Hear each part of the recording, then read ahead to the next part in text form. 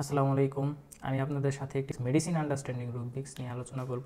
Mind disappear menorrhagia in, যার আন্ডারে আমাদের একটি মাত্র মেডিসিন আছে, সেই মেডিসিন হচ্ছে কোকোলাস ইন্ডিকা। ইতিপূর্বে আমাদের একটি ক্লাস হয়েছে যেখানে আলোচনা করা হয়েছে এই মেডিসিন সম্পর্কে বিস্তারিতভাবে। ডক্টর আশিক আলী স্যার এবং ডক্টর সুশোভন স্যার সুন্দরভাবে ক্লাসগুলো উপস্থাপন করেছে আমাদের সাথে with slide and case taking. আমি একটি বিষয় ক্লিয়ার করতে চাই আপনাদেরকে, সেটি হচ্ছে মেনোরেজিয়া। মেনোরেজিয়া সম্পর্কে আমরা ক্লিনিক্যালি যতটুকু বুঝি তা হচ্ছে মিনিস্ট্রেশনাল হ্যাভি ব্লিডিং, ফলে একজন মানুষ সহজে অসুস্থ হয়ে যায়, তার মধ্যে অ্যানিমিয়া দেখা দেয় এবং রক্ত স্বল্পতার কারণে সে শরীর অনেক দুর্বল হয়ে যায়। এটি তো হচ্ছে ক্লিনিক্যাল ফিচার। ক্লিনিক্যাল ফিচার অনেক সময় আমরা রুব্রিক্সটাকে আইডেন্টিফাই করতে পারি না, বা মেডিসিনটাকে শনাক্ত করার জন্য যে কোর ফিলটা দরকার আমাদের, সেই কোর ফিলটা বোঝার জন্য অবশ্যই আমাদেরকে বুঝতে হবে মেনোরেজিয়াটা কি, উইথ মেটাফরিক্যাল মিনিং। যেমন এখানে মেনোরেজিয়া বলতে আমাদেরকে বোঝানো হয়েছে হ্যাভি ব্লিডিং। ব্লিডিংটা কি, ব্লিডিং কেন হয়? ব্লাড হচ্ছে এক ধরনের সম্পর্ক, responsibility. Blood reflects work and responsibility and relation. ব্লাডটা মূলত এক ধরনের সম্পর্কের প্রতীক। যেমন আমাদের ব্লাডের কাজ কি? ব্লাডের কাজ হচ্ছে আমাদের প্রত্যেকটা অঙ্গ প্রত্যঙ্গের সাথে কানেকশন করা। ব্লাডই একমাত্র এলিমেন্ট যেটা কিনা সারা দেহে যাতায়াত করতে পারে। এক কথায় ব্লাডই একমাত্র জিনিস যেটা কিনা সম্পর্ক বজায় রাখে প্রত্যেকটা অর্গানের সাথে।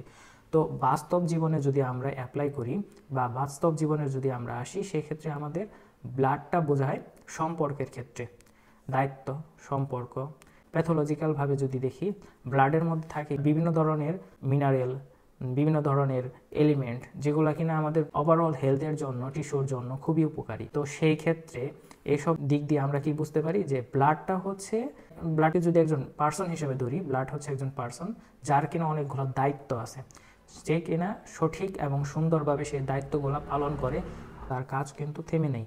বাস্তব জীবনে এখন আমরা যদি একটা পেশেন্টকে অ্যানালাইসিস করতে যাই, সেই ক্ষেত্রে আমাদেরকে দেখতে হবে এই পেশেন্টের মধ্যে কোন কোন বিষয়। এই সব বিষয় নিয়ে আলোচনা করার ক্ষেত্রে মেনোরেজিয়াটা কি?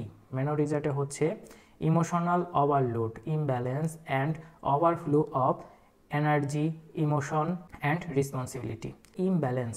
ইমব্যালেন্স অ্যান্ড ওভারফ্লো হইতেছে কোনগুলার? Energy, emotion and responsibility. এইসব বিষয়গুলোর ওভারফ্লো হচ্ছে, কাজটা সে করতেছে কিন্তু ওভার করতেছে বা অতিরিক্ত করতেছে, এনার্জিটাকে অতিরিক্ত ক্ষয় করতেছে। ইমোশনালি সে অতিরিক্ত ড্রাই হইতেছে বা ইমোশনালি অতিরিক্ত আঘাত পাইতেছে। এসব বিষয়কে আসলে আমরা ভেঙে ভেঙে বুঝি। যখন ইমোশনাল দিক দিয়ে যদি আমরা আলোচনা করি, ইমোশনালি সে unable to regulate grief, anger and anxiety. তো আরেকটা বিষয়, এখন যার ফলে এইসব ইমোশনালি যখন সে ড্রাই হয় বা অতিরিক্ত অ্যাংজাইটিতে থাকে এবং অতিরিক্ত গ্রিফ নিয়ে আসে থাকে, যার ফলে সে ইমোশনালি আরও হতাশায় পড়ে যায়। যেমন হতে পারে কোনো একটা সম্পর্কের ব্রেকআপ হয়েছে, এমন এক কষ্ট যা তাকে ইন্টারনালি বারবার কষ্ট দিয়েই যাচ্ছে, যার ফলে সে সহজে এটা কাটিয়ে উঠতে পারে না এবং ইমোশনাল ব্যালেন্স আসে না। আমাদের রোগ প্রতিরোধ ক্ষমতা সঠিকভাবে কাজ করার মাধ্যম কি? আমাদেরকে ইমোশনালি ফিট থাকতে হয়। Unmanageable emotion, stress or responsibility, যা সে সহজে ম্যানেজ করতে পারে না, এই ধরনের তার ইমোশনাল একটি সাফারিংস তার মধ্য দিয়ে যায়। এখন যদি আসি এনার্জির দিক থেকে, আনকন্ট্রোলেবল রেসপন্সিবিলিটি, কাজের দিক থেকে যেটা এনার্জি ক্ষয় হয়। তো এনার্জি কীভাবে ক্ষয় হয়? এনার্জিটা এইভাবে ক্ষয় হয়, তা সে আনকন্ট্রোলেবল রেসপন্সিবিলিটিস সে নিয়ে নেয়, যেটা কিনা সে সহজে ওভারটেক করতে পারে না, যা তার কাছে ওভারফ্লো হয়ে যায়। অতিরিক্ত কাজের ফলে, রেসপন্সিবিলিটি নেওয়ার ফলে তার নিজে কন্ট্রোল করতে পারে না। এটা তার এক ধরনের নৈতিক দায়িত্বর মতো হয়ে যায়, যার ফলে সে সহজে কোয়ালিটিফুল কাজ করতে পারে না। ফলে তৈরি হয় শারীরিক ও মানসিক অবসাদ। সে কাজের মধ্যে এতই নিমগ্ন থাকে, প্রচুর এনার্জি লস হয়। তো এখানে তার কি হচ্ছে? এনার্জি লস হচ্ছে, শক্তির ক্ষয় হচ্ছে। তার নিজের যে একটি পার্সোনাল গ্রোথ হওয়া প্রয়োজন তা হয়ে ওঠে না, হারমোনি মেনটেন হয় না, যার ফলে সে অসুস্থ হয়ে যায়। এখন আসি, আমরা প্যাথোলজিক্যাল দিক থেকে কি দেখলাম? ব্লাড লস হয়, এনার্জি লস হয়।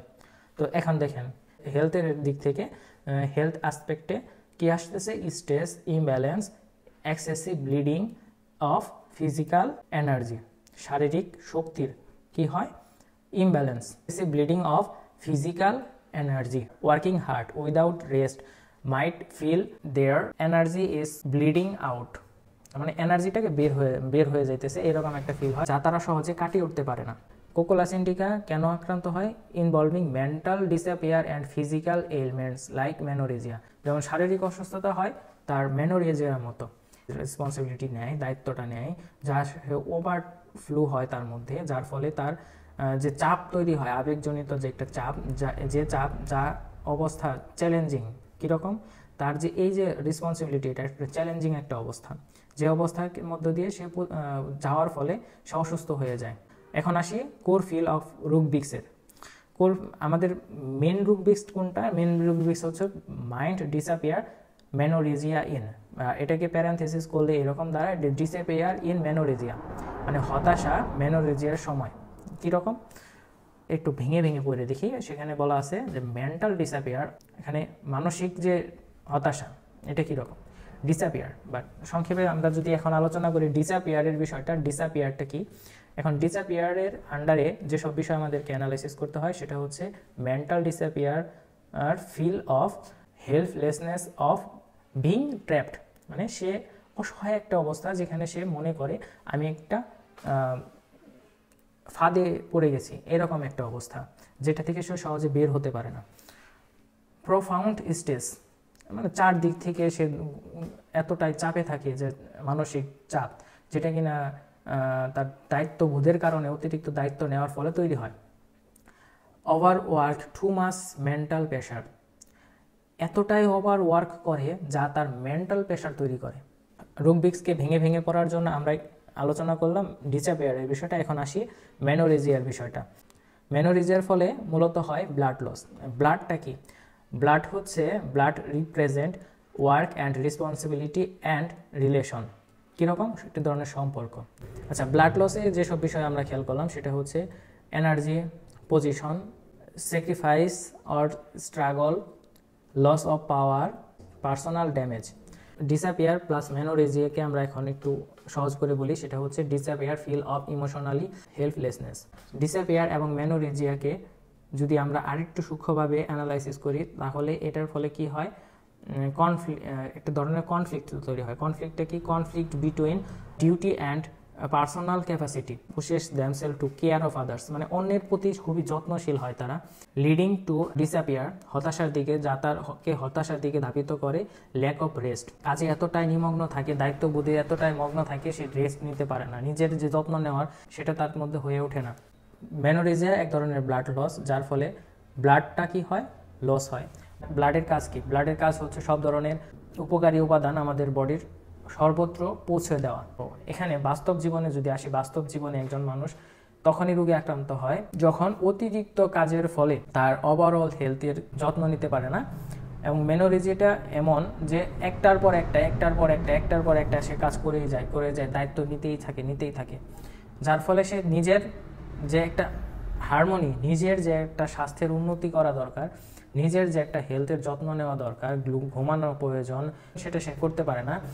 যার ফলে এই যে প্রেশারটা তাকে ইমোশনালি ড্রাই করে ফেলে, তার অ্যাঙ্গারটাকে সাপ্রেস করে ফেলে, যার ফলে সে আরও অসুস্থতার দিকে ধাবিত হতে থাকে। আপনাদের সাথে আজকে এই বিষয় নিয়ে আলোচনা করার মূল উদ্দেশ্য ছিল, আপনাদের সাথে এইসব বিষয়ে আলোচনার উদ্দেশ্যে এই ভিডিওটি করা।